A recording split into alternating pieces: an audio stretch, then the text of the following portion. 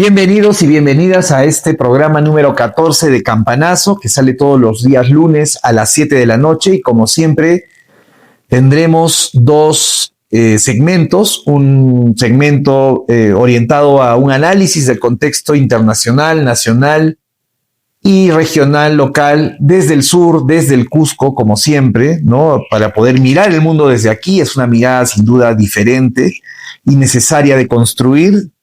Es una necesidad poder plantear distintos debates de nuestra realidad sin quedarnos, ¿no?, en una mirada solamente localista, anecdótica, sino dándole a la discusión política en el Cusco una mirada, una perspectiva mayor. Y para eso no podemos obviar lo que viene ocurriendo a nivel global, tampoco lo que viene ocurriendo a nivel nacional, que no solo es limeño, y también, por supuesto, desde una mirada desde el Cusco.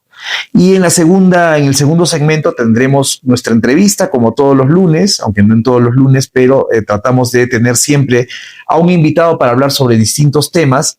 En este caso tendremos a Yuri Hermosa, quien es presidente de la FUC, con quien hablaremos en el siguiente segmento. Ya empezando con nuestro programa, ¿no?, y hablando de los temas internacionales, como saben ustedes, siempre tratamos de escoger algunas noticias que puedan ser significativas. Ya hemos estado hablando de la situación que viene atravesando lo que se llama el orden mundial, la legalidad a nivel global, ¿no?, con las vulneraciones que viene haciendo, en este caso, el gobierno norteamericano, que en otro momento, en su momento de auge, ¿no?, más bien se mostraba como el defensor de un orden internacional, y ahora que ha caído, que mejor dicho, está en declive y que hay otras potencias emergentes y se está constituyendo, configurando esta multipolaridad, ¿no?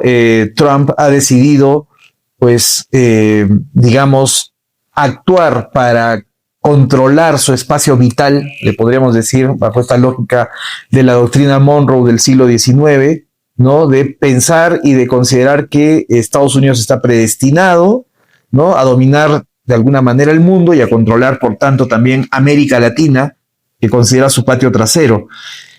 Y bueno, entre otras cosas, hemos visto cómo las derechas regionales, las extremas derechas regionales, prácticamente han aplaudido el secuestro de Nicolás Maduro, pero se han dado con una sorpresa. La sorpresa es que Nicolás Maduro ha decidido que no sea María Corina Machado, la líder de la oposición venezolana, la que encabece la transición. En realidad hay muchas cosas ahí por discutir, por descubrir, sino más bien el régimen actual, solamente que ya no encabezado por Maduro, que está siendo juzgado en Estados Unidos, y más bien encabezado por Delcy Rodríguez, ¿no? Y la idea, lo que ha dicho Trump sin asco, ¿no?, desenfadadamente, es que de lo que se trata es de garantizar el petróleo, ¿no?, el flujo de petróleo a los Estados Unidos, y ha puesto condiciones, ¿no?, que no se negocie con otros países. Son los dueños prácticamente, ¿no? Ayer veía a un humorista que decía, ¿no?, que el gran error de planificación que han tenido en los Estados Unidos es poner el petróleo norteamericano en tierra venezolana, ¿no? Porque Trump ha afirmado que el petróleo es suyo y que se lo han quitado. Creo que es interesante ver cómo estos hechos van a marcar también nuestro propio contexto, nuestra propia coyuntura, ¿no? Gerí ha dicho que él aprueba el secuestro de Maduro, a la vez que dice que no se puede permitir que se vulnere la soberanía de los países. Bueno, en fin, esa es la posición de un gobernante mediocre que no tiene ninguna mirada geopolítica a nivel global, ¿no es cierto? Esa es la gente que está conduciendo los destinos del país, que no tiene idea, y habrá que ver cómo Trump va a tratar también de intervenir seguramente en la coyuntura electoral, como ya lo hemos dicho en otro momento. Y avanzando, otra noticia fuerte, lamentable, es el asesinato de esta madre de familia de 37 años en Minneapolis, ¿no?, por estas fuerzas que se han constituido ya prácticamente en fuerzas paramilitares, el ICE, ¿no es cierto?, con 3 disparos en la cabeza a esta activista, madre de familia, René Nicole Wood, ¿no?, que ha sido asesinada por esto que ya a estas alturas todo el mundo empieza a ver como fuerzas paramilitares. El gobierno ha hablado de terrorismo doméstico y además ha garantizado la impunidad de los ejecutores de este tipo de asesinatos o de crímenes, porque supuestamente esta señora, que no estaba armada, se ha convertido en una especie de amenaza interna, ¿no? Como todos los que están protestando. Esto ha desatado protestas a lo largo y ancho de Estados Unidos este fin de semana, ¿no? Contra el régimen, contra el ICE, contra este régimen. Y también es interesante, ¿no? Lo que se dice. Estaríamos a puertas de una guerra civil en Estados Unidos. El gobernador Tim Walz habría definido que la Guardia Nacional salga a patrullar, ¿no es cierto? Y a proteger a los habitantes de este estado, ¿no? Contra lo que viene haciendo el ICE. Entonces, bueno, la situación tampoco es sencilla.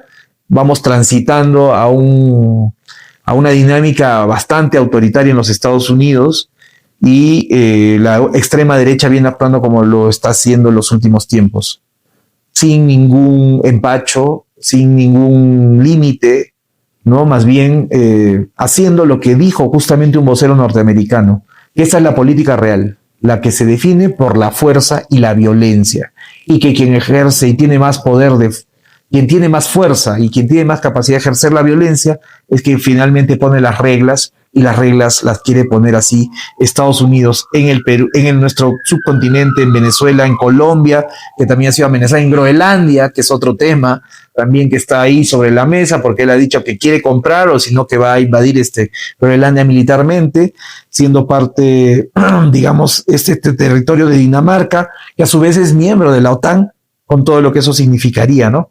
Pero en fin. Y finalmente, en esta parte internacional no quería dejar de mencionar lo que ocurrió en la OEA el pasado 7 de enero, donde el Perú pidió un minuto de silencio por la vulneración de los derechos humanos en Venezuela, ¿no? Realmente, por parte del régimen de Maduro. No deja de ser cómico realmente esto, ¿no? Sobre todo a puertas de lo que ha sido el tercer aniversario de los asesinatos en Juliaca, y no solamente en Juliaca, también en el caso de Cusco, ¿no? Donde el día 11 o 13, 11 se conmemoró el tercer año del asesinato de un importante dirigente comunero como es Remo Candia, pero también la agresión brutal que meses después terminaría causando la muerte de Rosalino Flores, ¿no? Bueno, se ha conmemorado este tercer aniversario en Juliaca de muchas personas que fueron asesinadas en las protestas, ¿no? Entre ellos un médico que atendía a un herido, por ejemplo, una joven animalista, en fin, a padres de familia, ¿no? Que o estaban por ahí o eran parte de la marcha. Igual nadie puede ser asesinado por marchar, ¿no es cierto? Pero lo que vimos es una brutal represión hace 3 años, encabezada, mejor dicho, impulsada por el régimen de Dina Boluarte y este Congreso mafioso y autoritario, ¿no? Que lo que ha buscado finalmente es la impunidad. Y de hecho no podemos olvidar que Tomás Gálvez, el actual fiscal de la Nación, ha decidido desactivar también el equipo que estaba investigando estas masacres. Ya vemos por dónde va esta gente, además de haber dicho que las próximas elecciones en el Perú no se debe votar por una opción de izquierda, ¿no? Este señor vinculado al caso Los Cuellos Blancos y que hoy es fiscal de la Nación, pues no tiene ningún problema en decir tal cosa. Ellos se creen ganadores, creen que tienen todo el poder, omnipotentes. Y bueno, lamentablemente estamos en esa situación, ¿no? Pero nosotros no podemos dejar de recordar estos hechos y creo que es importante que esta gente que se llena la boca hablando de derechos humanos, ¿no? Busca la impunidad de la violación de los derechos humanos en nuestro propio país. Podemos invertir un poco la pregunta, ¿no? O esta interpelación que se suele hacer a la gente de izquierda. ¿Por qué no hablas de los derechos humanos en Venezuela, ¿no es cierto? Tú defiendes los derechos humanos, pero no dices nada de Venezuela. Bueno, ahora les podemos decir, ustedes hablan de derechos humanos en Venezuela, pero aquí han vulnerado y asesinado, no solamente ahora, sino a lo largo de la historia, a miles de peruanos, han atentado y violentado a las grandes mayorías en nuestro país. Y de hecho, hablando de vulneraciones a los derechos y a la democracia, si tenemos todavía espacios democráticos, no podemos tampoco dejar de mencionar este intento de censura de este documental de Javier Corcuera llamado Ullari, ¿no es cierto? Escuchar, que ha tratado de ser sacado de las salas de varias salas, principalmente Cineplanet, y que por la presión de la ciudadanía cada vez más se han abierto salas, la gente ha ido a ver este documental y bueno, en este documental nos muestra pues cómo ocurrieron los hechos en Juliaca, la brutalidad de estos hechos, los testimonios de varios de los familiares de las personas que fueron asesinadas.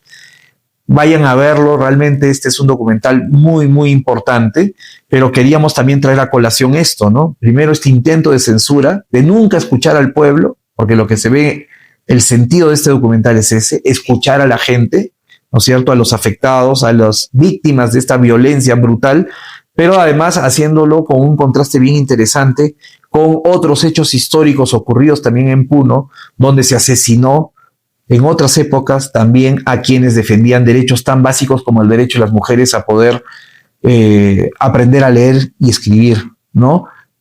O cuando los pueblos indígenas, pues, ante tanta humillación y oprobio, decidían expulsar a los gamonales y conformar su propio espacio político. Entonces, no es una novedad la violencia en nuestro país, y creo que Ullari nos da una muestra de eso. Es realmente recomendable, pero también nos muestra la hipocresía de estos gobernantes que nos hablan de democracia y derechos humanos y que, sin embargo, en otros países, por supuesto, y sin embargo aquí vulneran, persiguen, buscan la censura, asesinan, y eso no lo podemos olvidar. Y finalmente, ya para terminar este segmento, con cargo a seguirlo desarrollando en el siguiente momento, también es importante mencionar que se han producido las elecciones, la segunda vuelta en la Universidad Nacional San Antonio Abad del Cusco. Más allá de hablar de los candidatos que participaron en este proceso electoral, lo que hay que decir es que, y debemos tomar en cuenta, y podremos abordar estos temas seguramente en los siguientes programas, ¿no? Primero, las millonarias campañas que hemos visto en este proceso electoral, ¿no? Ese es un dato muy importante. Creo que la universidad, que además ha caído en estudiantes, ha decaído en calidad, se ha vuelto un botín, ¿no? Se ha vuelto un botín de grupos de docentes y estudiantes que buscan hacerse de la universidad, invierten plata para poder hacer eso, mientras que la universidad pues ha perdido relevancia regional, hay que decirlo claramente, ¿no? No se trata acá de yo soy san antoniano, ¿no? No, ha perdido relevancia regional, la universidad dice muy poco y los recursos que ingresan por el canon se han orientado principalmente a construcciones a la infraestructura, ¿no? Y no a mejorar la investigación, a generar líneas de investigación. La universidad dice muy poco en este momento sobre los problemas regionales, sobre los problemas nacionales, es decir, ha caído en una gran irrelevancia. Sin embargo, existe también un movimiento estudiantil muy importante, ¿no? Que ha logrado también ir consolidando formas de institucionalidad dentro de la propia universidad, gestando, por ejemplo, esfuerzos como una escuela de gestión pública, entre otras iniciativas. Y de ello hablaremos seguramente también con nuestro invitado en el siguiente segmento. Hemos terminado así, entonces, esta primera parte de nuestro programa, ¿no? Campanazo a través de Latitud Sur. Muchas gracias y nos vemos en el siguiente segmento. Y volvemos así a esta segunda parte de nuestro campanazo. Y como hemos anunciado ya aquí con nuestro invitado, que es Yuri Hermosa, él es presidente de la Federación Universitaria del Cusco, además también presidente de la Federación de Estudiantes Universitarios del Perú, que en adelante se llamará Confederación de Estudiantes Universitarios del Perú, ¿no? Efectivamente. Bueno, Yuri, muchas gracias por venir a este humilde espacio, pero que busca generar un debate con más altura, digamos, sobre las cuestiones que tienen que ver con nuestro país, internacionales, pero también con nuestra región, el Cusco. ¿Qué tal, Yuri? En primer lugar, agradecer por la invitación, por el espacio. Yo sé que va a ser muy fructífera esta conversación. Estoy muy agradecido. Y sí, efectivamente, hay muchas ideas, hay mucho diagnóstico que se tiene que hacer dentro de la universidad, dentro del sistema universitario nacional y también aspectos coyunturales fuera de la universidad, ¿no? Que tarde o temprano tiene consecuencias directas e indirectas dentro de la universidad. Pero primero, Yuri, cuéntanos un poco de ti, porque este programa tiene más o menos esa lógica también, aproximarse a las personas a las que invitamos. Tú nos estabas contando antes de empezar esta entrevista, por ejemplo, algunas cosas que sí son muy interesantes. Tú has estudiado ya 2 carreras, pero cuéntanos primero de ti. Claro. ¿Dónde naciste? ¿Tú eres del Cusco mismo? ¿Vienes Sí. de dónde eres tú? Perfecto. Sí. Para que vayan conociendo un poco más, mi nombre completo es Yuri Alexander Hermosa Quillobama. Soy natural de Cusco. Ya. Estudié, acabé el colegio en el colegio Uriel García. El 2012 yo comienzo a estudiar Derecho. El 2014, por cuestiones muy personales, por cuestiones de que se me había quedado ingresar al UNSAC, yo ingreso a estudiar Economía en la UNSAC. ¿Dónde estudiaste Derecho? Derecho acabé en la Universidad de las Peruanas, en Lima. Okay. Es una historia larga también, ¿no? Pero Claro, voy a tratar de sintetizar. Ya. Entonces, avancé un semestre, 2 semestres Economía, y por temas de oportunidades, por recomendaciones familiares, yo viajo a la ciudad de Lima el año 2015, que me quedo ahí prácticamente hasta el 2023. Entonces ahí yo acabo la carrera de Derecho en 2017, me fue muy bien, fui muy destacado en la universidad. Ingresé a un curso de extensión universitaria de los IPTEL, donde concursan economistas, ingenieros, abogados a nivel nacional, postulan más de 2.000, 3.000 y solo ingresan 60, 20 de cada especialidad, e ingresan también por la mitad para cupos de Lima, un poco centralizado, y la otra mitad para el resto del Perú, ¿no? Entonces, producto que me fue bien, empalmé a hacer prácticas en los IPTEL en Lima, y ahí es donde comienza mi formación, ¿no? También pasé por la Dirección de Concesiones Mineras, pasé por la Sutran, en algún momento pasé por la Municipalidad del Lince, varios espacios. Incluso estando acá en Cusco, pasé por la entidad Indecopi, me fue muy bien, un magnífico espacio laboral.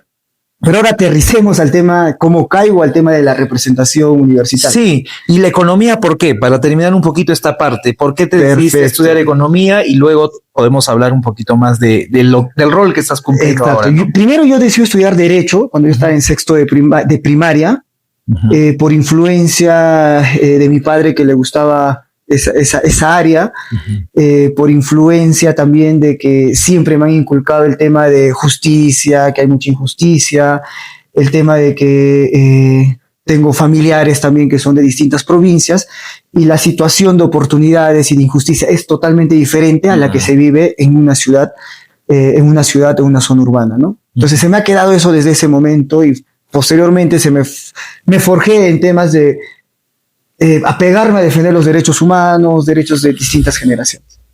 ¿Y por qué economía? 2 motivos. Uno, porque me había puesto la meta de ingresar a la UNSAC, a la Universidad Nacional. Y segundo, veía que el complemento del derecho, el sustento de decisiones, incluso el sustento de políticas públicas, el sustento para querer cambiar la sociedad desde el espacio que estemos, requiere un sustento técnico-económico, ¿no? Y en algún momento uno comienza a hablar de redistribución de la riqueza, cómo las personas de distintos estratos sociales se pueden beneficiar de lo que comúnmente se llama crecimiento económico, y después me entró las ideas de desarrollo económico, desarrollo sostenible, desarrollo humano, indicadores de desarrollo humano, etcétera, etcétera, donde yo digo, no, acá hay mucho complemento. En el aspecto macro hay bastante complemento, y en el aspecto micro, cada día tomamos decisiones, las entidades públicas, nosotros las personas naturales tomamos decisiones, y siempre tenemos que hacer, en teoría está un análisis racional de qué decisión es mejor y más óptima que otras decisiones, ¿no? Entonces todo sustento, sin necesidad de mencionar tantas corrientes económicas que hay, se tiene que basar también en posturas o una posición económica, ¿no? El famoso, no sé si lo han escuchado, Homo economicus. En cada momento estamos tomando decisiones en la vida, en el trabajo. Una toma de decisión de yo decir si hoy me voy a jugar, o yo me voy a divertirme con mis amigos, o a una fiesta, o estudiar, al fin y al cabo es una decisión económica. ¿Por qué? Porque ahí apreciamos, valorizamos nuestro tiempo y sacamos un costo de oportunidad. ¿Cuál es la mejor opción que yo tengo? Aunque lamentablemente la economía conductual nos ha enseñado que no todas las decisiones que tomamos las personas son racionales. Entonces, eso fue el sustento para estudiar economía. Me pegué bastante con ese tema de la distribución de la riqueza y qué regímenes económicos y modelos económicos sustentan las economías grandes y las economías empobrecidas a nivel mundial. Entonces fue uno de los motivos que a mí me llenó para complementar derecho y economía, ¿no? Y aparte, si en algún momento me independizo y comienzo a trabajar laboralmente, ambos se complementan, ¿no? Yo comienzo a estudiar economía, como lo mencioné, en el 2014, 15 viajo a Lima, acabo derecho, el 2017 tuve un cercamiento, quizá algunos movimientos, porque yo desde el espacio que estaba me gustaba ir a los cursos de verano que son gratuitos y libres en la San Marcos, podía ir cualquier estudiante de cualquier universidad, y iba constantemente cada vacacional, enero, febrero, marzo, y te daban tu certificado por 24 horas. Ahí conocí algunos movimientos, quizá feministas, progresistas, y se me quedaron algunas ideas adicionales a las que ya tenía. El 2022 para el 23, por motivos, estamos saliendo de COVID, estamos saliendo de una situación donde las personas estaban muy tensas, muy preocupadas de la incertidumbre de qué es lo que iba a pasar en el aspecto económico, sobre todo la salud, y yo tenía que aprovechar esta oportunidad, dejando la Sutram, para venir y aprovechar un poco más a mis padres, aprovechar un poco más a mis amigos, aprovechar un poco más mi tierra, aprovechar un poco más el Cusco, ¿no? Porque me había dado cuenta estando allá que mi vida se había ido tan rápido y no había aprovechado bastante esos espacios, siendo joven. Y uno de los motivos adicionales, mira, yo tengo una carrera que lo dejé en un SAC en el tercero, cuarto semestre, voy a intentar, y justo en ese momento, gracias a las gestiones de la Federación Universitaria en ese momento, se aprueba lo que viene a ser el reinicio de estudios. ¿Qué te dice la ley universitaria? Si tú dejas la universidad más de 3 años o 6 semestres, tú ya no eres estudiante de la universidad, ya no puedes volver y tú eres una persona ajena a la universidad. Claro, ya tu ingreso no sirve. Claro, no. Si quieres volver, ingresas de cero. Entonces, justo en ese momento aprueba una resolución del Consejo Universitario que te dice: aquellas personas que han dejado la universidad por más de 3 años y sustentándose más en el tema del COVID y todo eso, van a tener excepcionalmente la oportunidad de regresar a la universidad. Yo me enteré esa noticia y de manera inmediata dije, no, yo voy a regresar, voy a acabar esto, voy a complementar y va a ser una oportunidad para disfrutar lo que en su momento no me había dado cuenta que tenía que disfrutar. Mi familia, mis amigos, mi tierra, mi Cusco, mi cultura, la tradición. Y tomé esa decisión. Vine al Cusco 2023, primer semestre, homologué, me llevaron cursos de primero, segundo, tercero, desordenó totalmente mi currículum. Bueno, la malla curricular que estaba avanzando. En ese sentido, comencé a destacar, quizá humildemente lo digo, quizá por la experiencia que tenía. Claro, ya por la solvencia, mundo, vida, claro, también por la, quizá lo puedo llamar un poco la inteligencia interpersonal, de poder relacionarme con docentes, estudiantes, carismático. A veces en mis exposiciones me gustaba llevar siempre algo novedoso ahí, ¿no? Comúnmente uno expone, sale adelante, dice sus diapositivas, listo, ¿no? Yo preparaba pequeños sketches con mis compañeros. Por ejemplo, nos tocaba hablar de barreras burocráticas, ¿no? Desde un punto de vista de un curso de economía, digamos, y nosotros hacíamos una simulación con mis compañeros, ¿no? Que alguien era el burócrata, uno era el ciudadano que iba, los plazos, los tiempos, y al final, de algo gracioso, de algo divertido y atractivo, sacábamos, mira, compañeros, esto habrá parecido divertido, docente, etcétera, pero en realidad eso existe.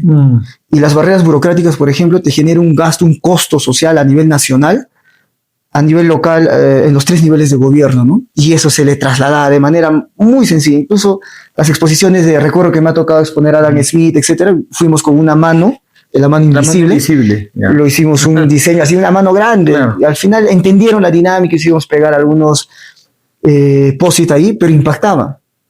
Y yo creo que cuando había justo coincide las elecciones de la Federación Universitaria del Cusco, y ahí recuerdo bien un compañero Américo, me fui un rato a Trujillo por una cuestión, justo en vacaciones, entre agosto, septiembre, y me llama y me dice, mira, están preguntando por alguien que podamos recomendar que quiera ser representante estudiantil y que tenga llegada a los estudiantes.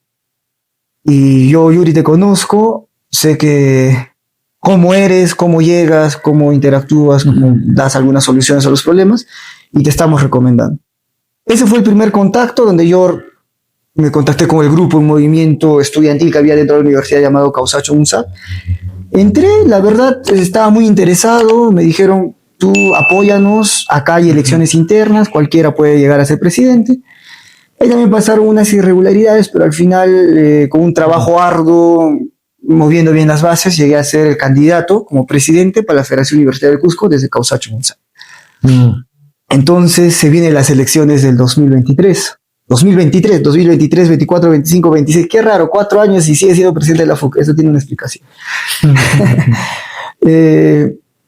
Comenzamos campaña. Yo recuerdo que economía fue mi soporte para la universidad. Mi facultad me apoyó en todo, desde los estudiantes, el centro federado. Tuvimos alianzas, comencé a viajar a filiales y cada viaje a filiales me hacía descubrir una realidad diferente a una universidad privada y a una realidad diferente entre Cusco y sus filiales. Infraestructura, docentes que no tenían la especialidad, docentes que incluso por casos excepcionales están sin maestría y eso es contra la ley universitaria, estudiantes que no recibían adecuadamente el tema de comedor universitario. Recuerdo que en Andahuaylas había un baño para más de 600 personas. No me cabía bien cómo funcionaba eso, ¿no? Y me fui llevando una realidad diferente en lo que sucede en el Cusco y sucede en las filiales. Después de ello ganamos las elecciones, juramentamos en diciembre del 2023, o sea, casi la quincena. O sea, del 2023 estoy en gestión unos 15 días más o menos. 2024 comenzamos ya a aplicar el plan de trabajo, a entender bien cómo funciona el tercio universitario, cómo el derecho de voz que tenemos como federación llegaba a Consejo Universitario, Asamblea Universitaria. Hemos continuado en cuidar y proteger los derechos de los estudiantes. Habían casos de reinicio de estudios que yo me había beneficiado. Había casos de personas que habían jalado más de 3 veces, pero no habían tenido una previa sustento de un tutor adecuado. Un espacio que les permita decir por qué pasó eso. Claro, no, la ley universitaria te menciona que cuando tú jalas 2 veces el mismo curso, tiene que haber un tutor. Y no solo eso, porque la universidad necesita de un tutor. El tutor no hace nada, a veces se olvida. El inicio y el final nomás está seguido. El tutor tiene que presentar un expediente del tutorado que tiene que cumplir ciertos requisitos para ver si ha hecho el seguimiento adecuado. Y nosotros, quizás desde la experiencia del derecho, sabemos que para que te sancionen en cualquier procedimiento administrativo, se tiene que analizar primero las causales de atenuantes y eximentes de responsabilidad. Y nosotros hemos innovado en Consejo Universitario el tema de que para que un estudiante no sea sancionado, primero se tiene que evaluar si tiene alguna causal de eximente de responsabilidad. Nosotros sabemos que es caso fortuito, fuerza mayor. Pues todos los compañeros que por distintos motivos han dificultado en temas académicos o reinicio de estudios por temas de salud, trabajo, enfermedad, etcétera, que puedan subsumirse exactamente en lo que viene a ser una causal de fuerza mayor o caso fortuito, se han beneficiado de estas exoneraciones que hemos tenido, ¿no? Entonces estamos trabajando el plano nacional y vienen invitaciones tanto de la Federación de Estudiantes del Perú y de la Federación de Estudiantes Universitarios del Perú. Y comenzamos a analizar el contexto y qué es lo que había pasado, ¿no? Nosotros, no quiero decir mucho los motivos, pero vimos que no hay legitimidad respecto en ese momento, el 2024, sobre la Federación de Estudiantes del Perú. Y además de eso, bueno, al día de hoy, ¿no? Claro, es histórico, ¿no? Siempre ha sido capturado, nosotros sabemos quiénes lo han capturado, y al día de hoy me preocupa más todavía lo que ha pasado con la Federación de Estudiantes del Perú, porque ahora hay 2 federaciones de estudiantes del Perú, o sea, sin contar la Federación de Estudiantes Universitarios. Claro, del Perú. la que tú eres parte. Claro, la FEP se divide ahora en 2. El año pasado han tenido 2, una encabezado por un bloque y otra por otro bloque. Ahorita los estudiantes de federaciones nacionales no saben a cuál de las 2 FEP pertenecer. Claro. Yo me doy cuenta de este contexto y analizo, conversamos con Junta y nos damos cuenta que el espacio adecuado para seguir fortaleciendo el movimiento estudiantil nacional era un espacio más legitimizado, más democratizado y más abierto a todos. Que no te ponga barras ni trabas para que tú puedas participar. Nos afiliamos y somos parte de la Federación de Estudiantes Universitarios del Perú. Se realizó el ENAE el 2024 y justo se realizó en Cusco. Hubo elecciones, vinieron distintas federaciones desde el norte del país hasta incluso vinieron compañeros externos de Chile y de Bolivia, porque era un evento internacional, el encuentro nacional de autoridades y dirigentes estudiantiles. Es un espacio que nace de la FEU y es un espacio donde, conocido por otros espacios como un congreso donde se define el futuro de la Federación de Estudiantes Universitarios del Perú. Postulé y me eligieron como presidente de la Federación de Estudiantes Universitarios del Perú. Entonces, el trabajo ya era más amplio para el 2024-2025. Algo que nos comprometimos y lo cumplimos es, a nivel nacional, sacar un estatuto que se aprobó el año pasado. A nivel nacional, consolidar el movimiento estudiantil con 2 actividades. En las universidades donde no hay federaciones, crear federaciones. Hemos incluso viajado hasta, recuerdo, la Universidad del Centro del país, una universidad intercultural, José Santos Atahualpa, donde se ha creado una federación. Y Juan Santos Atahualpa. Ese es de la selva intercultural, centro de Junín, ¿no? De Junín, está por Satipo, esa zona. Se me dio ahorita el nombre, claro, pero hemos llegado hasta ahí. Y en las universidades donde las federaciones habían en su momento, pero se han desarticulado y ya no están activas, era activarlas. Otro claro ejemplo, tenemos la Federación de Estudiantes de Arequipa, que estaba totalmente desarticulada, no funcionaba, solo tercios. Viajamos el año pasado, contactamos, hicimos una mesa transitoria y ya tiene una Federación de Estudiantes. En Arequipa falta consolidar, sí, pero está en camino. Lo mismo en Puno. En Puno solo hay tercios. Y allá está muy politizado y polarizado en 2 grupos. Hemos tratado de consensuar y ahorita está encaminado de que existe una federación de estudiantes en Puno. Entonces, para que el movimiento nacional, movimiento estudiantil, se consolide, lo primero que se tiene que hacer es fortalecer y crear bases, federaciones. Y eso es lo que se ha venido trabajando. El ENAE para el año 2025 lo realizan de manera coorganizada la Pontificia Universidad Católica del Perú, la Federación, la FEPUC, y la Federación de la Agraria, ¿no?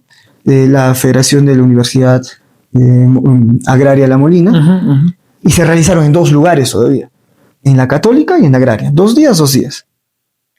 Hubo bastante avance, se hizo un informe de todo lo que se había avanzado y el plan que se tiene para seguir fortaleciendo las demás federaciones a nivel nacional para que el movimiento nacional esté consolidado. En este espacio se aprobó el estatuto y en este espacio se aprobó el cambio de nombre de Federación de Estudiantes Universitarios del Perú, y esto muy influenciado también en su momento por el ENAE del 2024 por los compañeros de Bolivia, porque ellos se llaman Confederación, y es el nombre adecuado para dar a una reunión de federaciones autónomas, algo más es amplio. Una confederación, ¿no? Y lanzamos algunos principios que nos diferencia y totalmente nos legitimiza comparándonos con otros gremios nacionales. Un estatuto aprobado por las bases, debatido por meses por las bases, por la macro sur, por la macro norte, porque el ENAE tenía macro norte, macro sur, macro Lima Callao y macro centro. Antes de realizar el ENAE en noviembre, octubre-noviembre. Otra cosa muy importante, otro punto muy importante es que nosotros no nos consideramos paralelismo a ningún otro gremio nacional por lo siguiente. Nosotros representamos netamente estudiantes universitarios. O sea, el gremio es netamente de estudiantes universitarios. Público-privado, estudiantes universitarios. A diferencia del otro gremio nacional que representa educación secundaria, institutos, universidades, etcétera, más amplio, ¿no? Otro punto muy importante en el estatuto es que si tú estás agremiado acá y como nosotros no somos paralelismo de alguien, no te prohibimos de que puedas asistir a otras reuniones, porque entienden el dinamismo y el funcionamiento y la apertura que tiene la CEUP, ahora CEUP, Confederación de Estudiantes Universitarios del Perú, lo cual no sucede en las otras federaciones porque son más restringidos, ¿no? Estás acá, primero discuten entre 2 grupos de FEP. Sí, claro. Y aparte que discuten entre 2 grupos de FEP, discuten que te limitan un poco para participar en otros espacios. Claro. Hay una competencia entre ambas por cuál es la verdadera, sí, ¿no? Y toda esa historia. Eso en realidad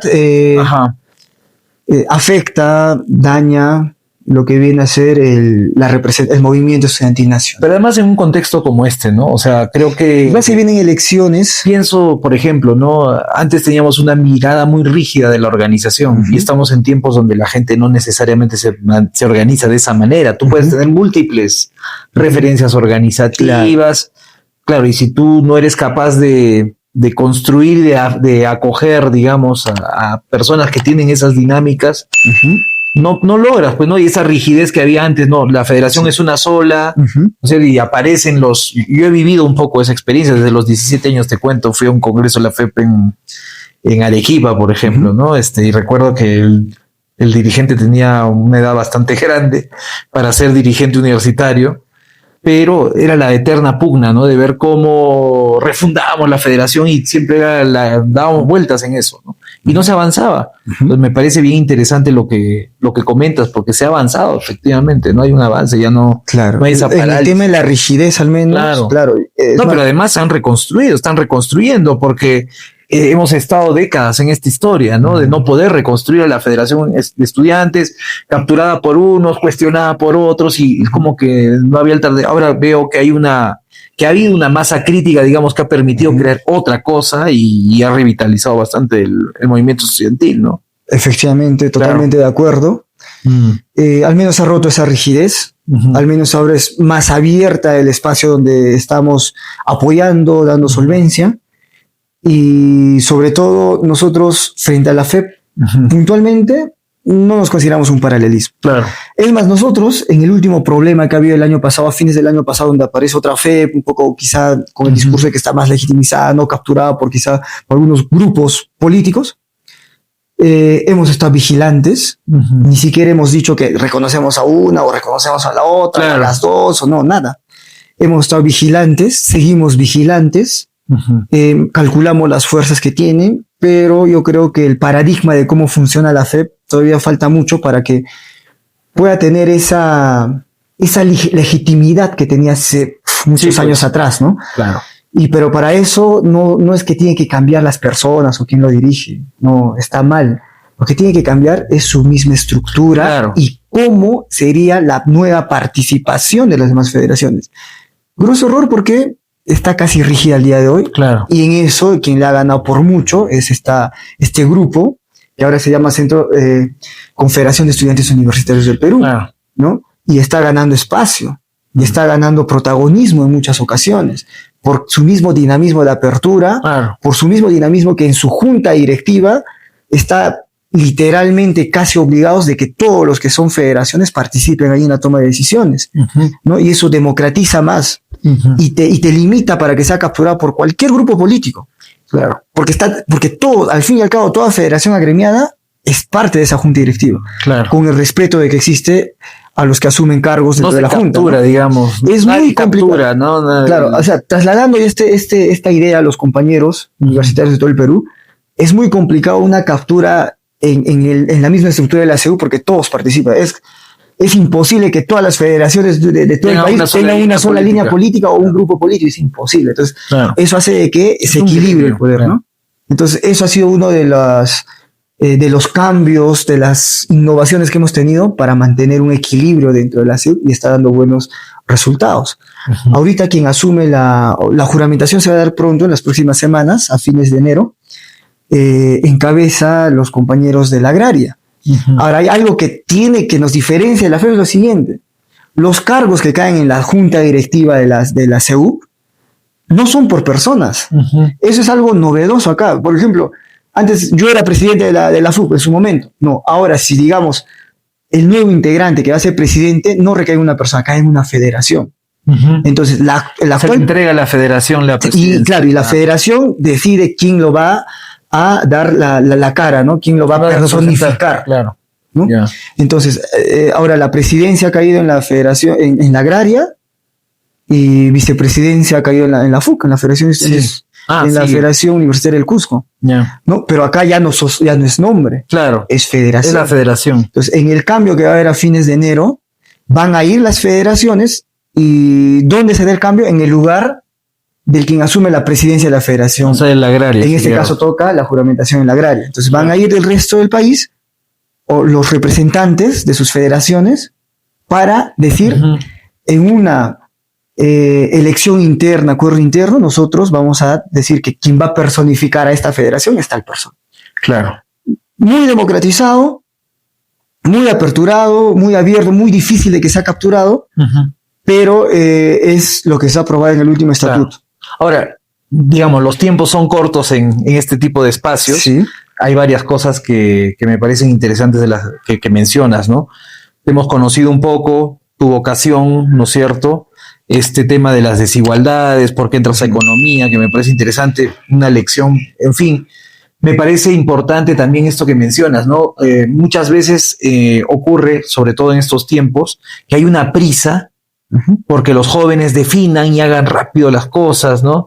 Pero ¿cuánto ganaríamos cuando hay un espacio también de experiencia, de tu experiencia en otro lado, profesional incluso, ¿no? Yo creo que te cualifica, digamos, incluso para un espacio como el espacio estudiantil universitario. Eso me parece bien interesante, que poca gente lo toma en cuenta, ¿no? Tú sabes, ahora es una carrera, ¿por quién llega más rápido a ser doctor antes de los 30 años, ¿no? Si no es menos. Claro. En fin, una lección interesante para conversarla también, que tiene que ver con nuestro sistema universitario, nuestra educación superior, etcétera, ¿no? Y esta dinámica que nos estás contando un poco del mundo estudiantil, que para mucha gente es ajena, pues, ¿no? Son cosas muy, muy entre los estudiantes, ¿no? Y que aparentemente, pero creo que vale la pena también decir cómo en otros países, Chile, ¿no? Son dirigentes estudiantiles los que han llegado a la presidencia de la República en los últimos tiempos, digo, ¿no? Boric, por ejemplo, viene del movimiento estudiantil, Camila Vallejo, una serie de personajes que han terminado asumiendo responsabilidades políticas muy fuertes, ¿no? Muy relevantes, producto de una movilización estudiantil. Y ahí me surgen varias otras cosas sobre las que podríamos conversar. Por ejemplo, este tema de la politización, o sea, no se trata de ser apolítico, ¿no es cierto?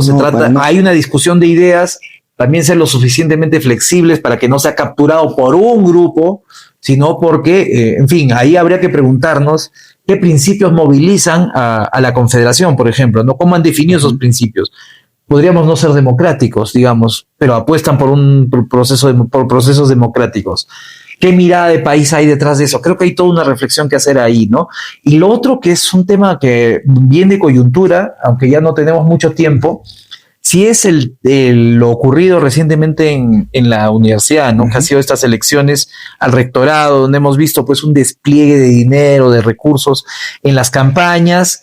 Y claro, eso, digamos, sin embargo, no tiene una contrapartida en la relevancia que ha tenido la UNSAC, ¿no? Ha ido perdiendo relevancia, a pesar de que hay cosas, ¿no? O sea, yo te digo, yo estudié también en la UNSAC un tiempito, estuve en historia, ¿no? Y veo ahora la fuerza que ha tomado, por ejemplo, historia, se ha institucionalizado y todo, pero antes no era así.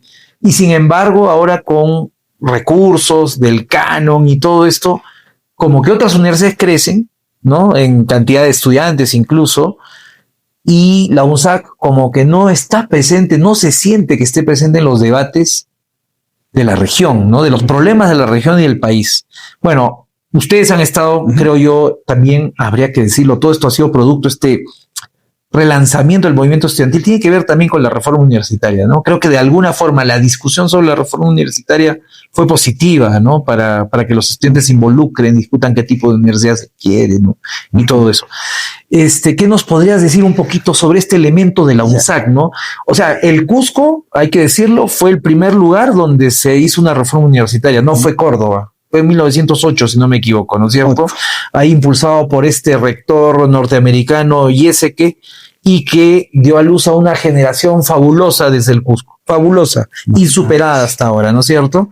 Entonces, claro, yo digo, las élites regionales, en el mejor sentido de la palabra, ¿dónde se tienen que gestar? No tenemos una burguesía regional propiamente dicha, los partidos están muy venidos a menos, ¿no es cierto? No debería ser la universidad el lugar donde forjemos a esas élites que construyan una mirada sobre el país, sobre la región, sobre nuestro futuro. Creo que estamos encaminados de alguna forma, escuchándote a ti como dirigente, pero ¿qué reflexión harías sobre estas dos cosas, ¿no? Sobre el rol de la universidad y la situación en la que está ahora la UNSAC en particular. Mira, voy a aprovechar de hacer uso de explotar mi capacidad de síntesis, porque dentro de lo que has mencionado había como cuatro hay 20 cosas, efectivamente. En el caso de Chile, por ejemplo, claro, en el Perú también ha habido Valentín Paniagua, por ejemplo, caso cusqueño, ¿no? Claro. Para bien, para mal, tenemos Guido Bellido. Y varios representantes que en algún momento no solo asumen cargos políticos a nivel nacional, sino también a nivel regional, incluso provincial. Entonces, es un espacio de formación, es un espacio donde, siendo dirigente estudiantil, tienes el primer contacto de la realidad y qué es lo que vas a defender masivamente, colectivamente. Entonces, y ahí ya comienza tu formación, ¿no? Ahí ya tú comienzas a analizar, mira, si yo vengo de la sociedad y en la sociedad tengo problemas. Si yo sería un estudiante universitario no íntegro, solo me preocupo en lo que has mencionado, esa velocidad de salir de la universidad, formarme profesionalmente, tener mi dinero, un estatus y listo. Ese no es un estudiante íntegro. Ese no es una vida íntegra. Un estudiante universitario íntegro, adicional a su formación académica, adicional a sus estudios, a sus notas, no tiene que perder la vista de dónde viene y ese deber moral de devolver en algo lo que la sociedad ha apostado por ti, como estudiante universitario. En otras palabras, si yo soy una universidad pública y la sociedad está subsidiando mi educación, lo mínimo que tengo que hacer es que cuando yo salga como un profesional de calidad, tengo que plantear soluciones desde la especialidad que tengo en la sociedad. Y mientras que voy estudiando, si yo veo una injusticia afuera, la sociedad sufre de una injusticia que me está educando esa sociedad a mí con sus impuestos, lo mínimo que tengo que hacer es pronunciarme, expresarme y luchar contra las injusticias. Primero. Segundo, sí, pues desde el 2014 que se da este cambio de la ley universitaria, ley Mora en su inicio que ha tenido bastantes cambios, bastantes artículos que se han modificado, en parte consolidada en el artículo 10, sienta los derechos del estudiante, derecho a la asociación, eso encamina o se empalma con lo que es el derecho constitucional a asociarse, y cuando me hablo de asociarse es que los estudiantes en conjunto, en federación, viene a ser una asociación al fin y al cabo. Su naturaleza jurídica es eso. Claro. El hecho que le hemos puesto nombre federación o en algunos lados asociación, que es lo correcto, como el caso de la UNI, ahí sí es ACUNI, asociación, no marca alguna diferencia de la naturaleza que viene a ser representación gremial. Igual los centros federados que conforman y soportan las federaciones es una asociación, ¿no? Entonces, esa es la naturaleza. Entonces, en ese camino de la ley universitaria, los estudiantes y la visión quizá más individualista que existe, esto es un fenómeno quizá mundial, es de que el estudiante solo se preocupa en acabar rápido la universidad, generar dinero, tener estatus y disfrutar la vida. Si nosotros creemos que eso es lo ideal, totalmente equivocados. Y en ese ideal erróneo individualista está en constante competencia. ¿Quién acaba antes? ¿Quién consigue primero el trabajo acá? ¿Quién consigue primero el trabajo allá? Entonces han descuidado de parte la importancia que tiene las federaciones, las asociaciones y los gremios. La vida estudiantil. Incluso, la vida estudiantil también. Claro, ¿no? La vida estudiantil. ¿Qué es la vida estudiantil? Hay tantas cosas que pasan en la universidad. O sea, hay espacio para debates, hay espacio para tareas, para estudiar, hay espacio hasta para divertirse, para un espacio de esparcimiento. Y para proyectarse a la sociedad también, ¿no? Para hacer actividades de proyección social que la Federación Universitaria del Cusco sí lo realiza. Estamos llegando a las 13 provincias. También es un deber, también es algo que es implícitamente tiene que ser parte del estudiante universitario. Se ha perdido mucho eso. Las redes sociales, el TikTok, el post-COVID ha hecho que se individualice un poco más. Y nosotros tenemos que promover desde el espacio de la Federación Universitaria y desde el espacio nacional de que se cambie esa perspectiva. Ahora, cambiando de tema, en la universidad, elecciones, ganó el señor Lauro Enciso. El bloque fuerte para llegar a segunda vuelta entre estos dos candidatos, que es Luis Ari y Lauro, uno ha trabajado bastante en estudiantes, ingenierías, y el otro bloque ha manejado bastante el tema de la carrera de educación y la carrera de ciencias. Manejar esos bloques ha hecho de que lleguen a segunda vuelta, porque los demás candidatos, los cuatro, estaban muy esparcidos, no tenían un núcleo firme. Claro. Un núcleo firme. Entonces, los que han manejado un núcleo firme ya pasan a segunda vuelta. En segunda vuelta, el pasado, hay que recordar que en el sur peruano, en el Cusco, el pasado político pesa mucho. El pasado político del señor Oswaldo le ha pesado mucho. Y eso que él ha estado una temporada efímera en ese lugar. Eso que él en sus discursos decía, yo he salido, soy de izquierda, eso, pero ya, la imagen. Pero tú estuviste. Ya estuviste, ¿no? Entonces, claro. Es un mensaje también que en las zonas sureñas del país, al menos, como es el caso del Cusco, pesa mucho, ¿no? Y aparte que internamente el trabajo que se ha venido realizando, tampoco es desmerecer el trabajo que ha hecho el doctor Lauro, es desde las bases, desde el estudiantado. Aquel que conversa salón por salón, entra código por código, facultad por facultad. Y el equipo que le da soporte, ¿no? Y el mensaje que transmite. Actualmente tenemos ya un rector virtualmente ganador que va a juramentar ya en los próximos meses. Esperemos que le vaya muy bien, que tome en énfasis el tema de, no solo lo que ha prometido, temas académicos, infraestructura, investigación, no, sino se dé una mirada y de qué manera contribuye con lo que viene a ser la representación estudiantil. Y de qué manera la representación estudiantil no es que siempre es algo que se opone al gobierno, no. Cuando hay cosas que se tienen que hacer alianzas y se tiene que contribuir por el bien de la universidad, se realiza. Es la comunidad Claro, universitaria. es la comunidad universitaria. Claro. Pero cuando hay irregularidades, Claro. cuando hay injusticias, cuando hay actos ilícitos, una federación es la primera que tiene que saltar a denunciar, a pronunciarse, a tomar medidas de fuerza, porque eso lo ha caracterizado desde un inicio. Entonces, transmitimos ese mensaje a la nueva federación universitaria que ya pronto va a haber elecciones, también a la nueva gestión que se viene para el rectorado, vicerrectorado y los órganos de gobierno. Para finalizar, hay un temita que estaba mencionando al final sobre la coyuntura. Respecto a la coyuntura universitaria nacional, solo quiero mencionar dos cosas. La representación estudiantil ha venido en caída en los últimos tiempos. Desde, perseguidos en la temporada de Fujimori, el 2014, la ley universitaria, muy sancionadora al estudiante, ya se ha analizado, también ha hecho de que no sea muy fuerte. Si bien te garantiza el derecho a asociación, no se pronuncia más sobre la representación estudiantil, salvo los tercios que son gobierno, ¿no? Cogobierno. Y finalmente, post-COVID, post-globalización, post-redes sociales que han llegado con fuerza, ha hecho que la postura individualista hace que la representación estudiantil a nivel nacional, no solo en Cusco, a nivel nacional pierda fuerza. Pues con estas mismas herramientas, redes sociales, TikToks, el mundo más virtualizado, inteligencia artificial, etcétera, también se utilizan estas herramientas para volver a levantar lo que va a ser la representación estudiantil. Y segundo, el estudiante universitario no debe perder la mirada de dónde viene. Ser lo que mencioné hace un momento, ser un estudiante universitario íntegro, no solo te va a llevar a la universidad a estudiar y sacar tu título, sino a preocuparte en conseguir ¿qué? Un bienestar social, en denunciar ¿qué? Injusticias que pasan en la sociedad, en pronunciarte, en realizar actividades de proyección social desde tu espacio, desde tus capacidades, desde tus condiciones materiales, en aportar a la sociedad. Ahí seremos estudiantes universitarios íntegros. Y a eso yo invito no solo a los representantes estudiantiles, sino a toda la comunidad universitaria nacional. Bien, Yuri, muchas gracias. Nos hemos tomado un tiempo. Quedan muchas cosas en el tintero, ¿no? Varias cosas que hemos planteado sobre el propio rol de las universidades regionales, por llamarlo de alguna manera, ¿no? Como la UNSAC, que es una universidad histórica y que debería tener un peso, pues, mayor definitivamente en la sociedad.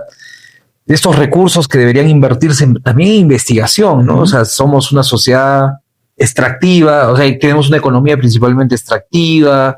¿Qué rol debería cumplir ahí en una sociedad, además, donde, digamos, la dedicación de la mayoría de la población es la agricultura, ¿no? También se ha dado muy poco espacio. Hay muchas cosas que se quedan en el tintero, y también se tendría que hablar de la falta de capacidad de gasto de este año, por ejemplo, en la UNSAC, de los gobiernos provinciales, locales, etcétera, que también en convenios estratégicos, convenios macro entre entidad pública de los 3 niveles con universidades, puede salir actividades o proyectos que incluyan a estudiantes para que salgan y den soluciones. Cuando están siendo estudiantes, mira, por ejemplo, para finalizar, el centro los famosos CITES, Centros de Investigación y Transferencias Tecnológicas del Ministerio de Producción, constantemente se acercan a las universidades para que puedan dar espacio a estos estudiantes, incluso a veces financian proyectos, financian emprendimientos, proyectos de investigación, pero con mirada de que den soluciones a problemas que existen allá en la sociedad. Claro. En cambio, la investigación clásica que existe en la universidad, investigas, sea investigación básica aplicada, toda tu investigación te sirve para sacar tu grado y todo lo que has investigado está guardado ahí, en la biblioteca, en el archivo, ¿no? Hay que buscar esos espacios, ¿no? capacidad de gasto en las universidades, capacidad de gestión, capacidad de hacer convenios, no solo con gobiernos en los 3 niveles de gobierno nacional, sino internacional. El anteaño pasado, cuando fui invitado a la PEC, Voices of the Future, donde están los jóvenes, vi que la USIL, por ejemplo, es la universidad con más convenios con universidades extranjeras. Hablamos de capital humano y de retención de capital humano, saben cómo, a dónde mandar y generar incentivos para que vuelvan. Eso, comúnmente estamos acostumbrados que el Estado debería generar políticas públicas. También desde las universidades se puede aplicar eso, ¿no? Hay bastante para conversar, estimado. Quizá el tiempo es muy corto, Sí, pues. pero hay mucho por hacer por la universidad pública, mucho que analizar y criticar la universidad privada, que se puede mejorar muchas cosas, porque dentro del sistema universitario, universidad pública y universidad privada. Acá yo quiero hacer una crítica y finalizar. Dentro de la universidad privada hay 2 tipos, la asociativa y la societaria. Claro. Entonces, la societaria, que es con fines de lucro, ¿qué tanto distorsiona el fin que tiene la universidad? ¿No? Y si hablamos en cobertura y calidad, la cobertura en el país está aumentando, sobre todo por las universidades privadas y las que se han creado las públicas. Aumenta la cobertura, pero no aumenta la calidad. Exactamente. ¿No? Y eso es muy preocupante. A nivel nacional hay más de 1,5 millones de estudiantes universitarios, de las cuales hay que ver cuántos son públicas, privadas. Hay mucho para hablar, pero ya en su momento yo creo que quizá hay otra oportunidad yo creo que para aterrizar un tema en particular y ver cómo se podría dar algunas propuestas de cambio desde el movimiento. Muchas gracias, Yuri. No quería terminar este programa sin mencionar a Nelson Manrique, ¿no? Este historiador, sociólogo que acaba de fallecer, falleció ayer, ¿no? Y bueno, también ahora que estamos hablando de la universidad, no me parece pertinente también homenajearlo. Bueno, Nelson Manrique fue animador de Casa Sur, Casa de Estudios del Socialismo en los años 80, militante, ¿no? Muy reconocido, que ha trabajado, bueno, distintos temas históricos, ¿no? De la guerra con Chile, por ejemplo, la confrontación entre los líderes comunales y la resistencia peruana, porque, en fin, hay toda una historia que contar ahí, temas de violencia política, pero también temas de tecnología, que han sido mucho de sus preocupaciones. La verdad es una lástima, es un gran peruano que nos deja y que no queríamos dejar de mencionarlo, y seguramente hablaremos más de él más adelante. Bueno, docente universitario también, ¿no? De la Universidad Católica, en fin. Bien, entonces será hasta una próxima oportunidad aquí en El Campanazo. Sigamos viendo todos los lunes a las 7 de la noche. Y muchas gracias, Yuri, nuevamente, y vamos a seguir conversando, por supuesto. Muchas gracias a ti. Listo. Muchas gracias también a toda la teleaudiencia que tienes. Listo. Una próxima oportunidad. Gracias.